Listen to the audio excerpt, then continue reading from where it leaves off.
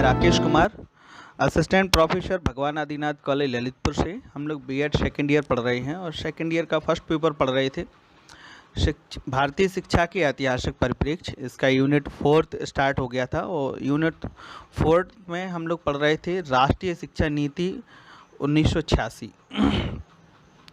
पिछली कक्षा में हम लोगों ने इसको चर्चा की थी। इसका 1986 जो राष्ट्रीय शिक्षा नीति है, इसके 12 पार्टों की चर्चा की थी। इनमें कैसे गठन हुआ और इस नीति में 12 भागों में क्या क्या है, इसकी चर्चा पिछली कक्षा में हमने की थी।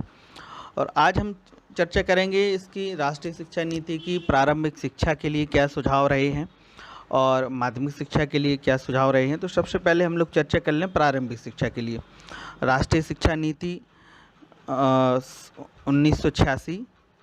इसकी देखिए प्रारंभिक शिक्षा के लिए सुझाव इसमें दिया गया है। सबसे पहले तो कोई जो 14 वर्ष तक के की आयु के जो बालक हैं, उन सभी बच्चों को जो है अनिवार्य और निःशुल्क शिक्षा का प्रबंध सरकार को करना चाहिए और इनकी जो प्राथमिक शिक्षा है इसको कंप्लीट कराना चाहिए और इनको सारा दायित्व जो है सरकार का बनता है और इस दिशा में ज़्यादा से ज़्यादा मेहनत करना चाहिए, ज़्यादा से ज़्यादा प्रयास करना चाहिए और कोशिश करना चाहिए कि एक भी बालक इस प्राथमिक शिक्षा से वंचित ना रहे। दूसरा पॉइंट इसमें जोड़ा गया है कि इसमें प्राथमिक शिक्षा में जो भी हमें अव्यवस्थाएं दिख रही हैं, जो भी कमियां हमें दिखाई दे रही हैं, उन सारी कमियों में पर्याप्त सुधार करना चाहिए। इसके बाद अगला बताया कि बच्चों में संज्ञानात्मक अधिगम का विकास करना चाहिए। संज्ञानात्मक अधिगम मीन्स उनको जो चीज़ सिखाई जाए वो उनके व्यवहार में परिलक्षित होनी चाहिए। कई दफ़ा ये देखा जाता है कि बच्चे सीख जाते हैं कई चीज़ें और मान लीजिए हमने को पहाड़े सिखाए हैं, गिनती सिखाई है, जोड़ना सिखाया है, घटाना सिखाया है, लेकिन उनको हमने एक 100 का नोट लेके बाज़ार में भेजा है कि ये चीज़ ले आओ, तो वो उतने पैसे वापस उसका हिसाब नहीं लगा पाते हैं पैसों का। ये चीज़ें नहीं होनी चाहिए। जो चीज़ हम सिखा रहे हैं बालकों को वो उनका जोड़ घटाओ, गिनती, पहाड़े, ये उनके व्यवहार में परिलक्षित होना चाहिए, वो बच्चे उन चीज़ों को समझ सकें। नेक्स्ट इसमें बताया गया है कि अभ्यास द्वारा बालकों को कौशलों का प्रशिक्षण दिया जाना चाहिए। प्राथमिक विद्यालय में शारीरिक दंड जो है बिल्कुल समाप्त कर देना चाहिए। इसमें राष्ट्रीय शिक्षा नीति ने बताया है, इसमें बताया है कि जो प्रारंभिक शिक्षा है, इस प्रारंभिक शिक्षा से मैं जो है शारीरिक दंड पूरी तरह से बंद कर देना चाहिए, क्योंकि जो अपव्यय अवरोधन की समस्या आई है, इसका सर्वे निकाला गया, कई जगह चर्चा की गई इसकी।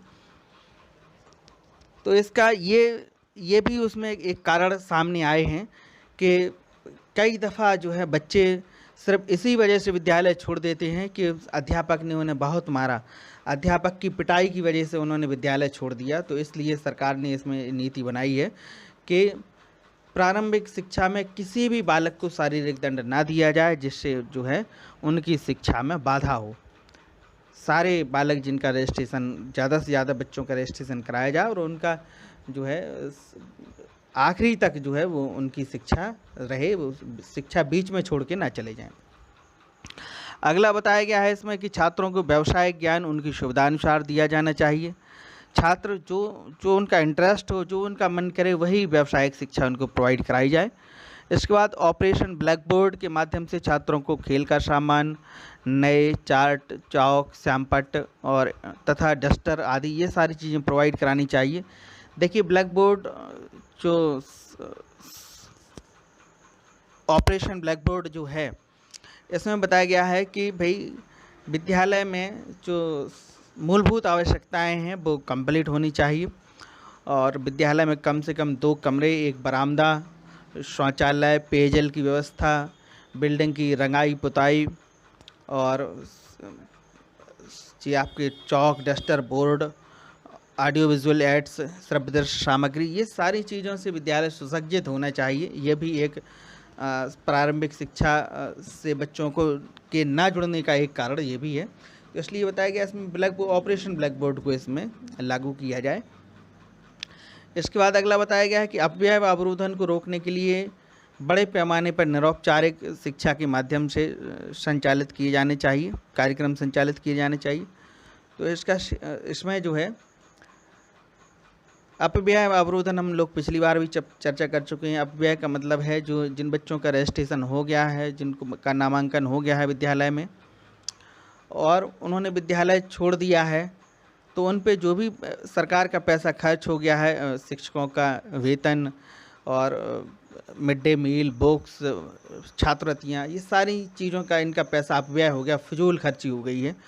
और अब अवरोधन से मतलब है कि जो बच्चे एक ही क्लास में पढ़े हुए हैं, कक्षा 2 से आगे 3 में प्रमोट नहीं हो पा रहे हैं, ये अवरोधन हो गया, रुकावट हो गई उनकी आगे प्रोग्रेस में, उनकी अगली कक्षा में नहीं जा पा रहे हैं। तो उन्होंने कहा इसके लिए भी जो है प्रयास करने चाहिए। इसके लिए अनौपचारिक शिक्षा मीन्स इसमें जो है बच्चों को और अन्य साधन हैं, जैसे आपका डिस्टेंस एजुकेशन है और इंटरनेट के माध्यम से, टेलीविज़न के माध्यम से और पत्र पत्रिकाओं के माध्यम से पढ़ाना है। इस पढ़ाई से भी ये शिक्षा इनकी जारी रखी जा सकती है। इसके बाद हम चर्चा कर लें माध्यमिक शिक्षा के लिए सुझाव। तो माध्यमिक शिक्षा के लिए बताया गया कि माध्यमिक शिक्षा का पाठ्यक्रम ऐसा होना चाहिए जिससे छात्र विज्ञान, सामाजिक विज्ञान तथा मानविकी के क्षेत्र में अपनी प्रतिक्रियाओं का पूर्ण विकास कर सकें। अगला इसमें अत्यधिक प्रतिभावान बालकों को शैक्षिक प्रगति में तेज़ी लाने का प्रयत्न किया जाना चाहिए तथा उनकी आर्थिक स्थितियां कैसे भी हों, उनको जो है इसमें शैक्षिक उन्नति उनकी करानी चाहिए। अच्छा, अगला इसमें बताया गया माध्यमिक स्तर पर व्यावसायिक शिक्षा का प्रबंध करना चाहिए, जो उसकी शिक्षा पूर्ण होने पर उन्हें आत्मनिर्भर बना सकें। ये बहुत अच्छी बात कही गई कि भाई छात्रों को माध्यमिक लेवल पर व्यावसायिक शिक्षा प्रोवाइड करानी चाहिए, जो उनकी शिक्षा कंप्लीट होने के बाद वो बेरोज़गार ना रहें। कम से कम किसी व्यवसाय को सीखेंगे तो उस व्यवसाय के माध्यम से इंडिपेंडेंट तो रहेंगे, अपनी जीविका चला सकेंगे। ऐसी व्यावसायिक शिक्षा इसमें प्रोवाइड करानी चाहिए।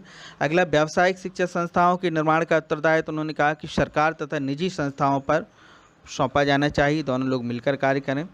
और इसमें अगला बताया गया है कि ग्रामीण क्षेत्रों में महिलाओं के लिए सरकारी एवं व्यक्तिगत दोनों प्रकार की संस्थाओं को व्यावसायिक शिक्षा के संवर्धन के लिए प्रयास करना चाहिए।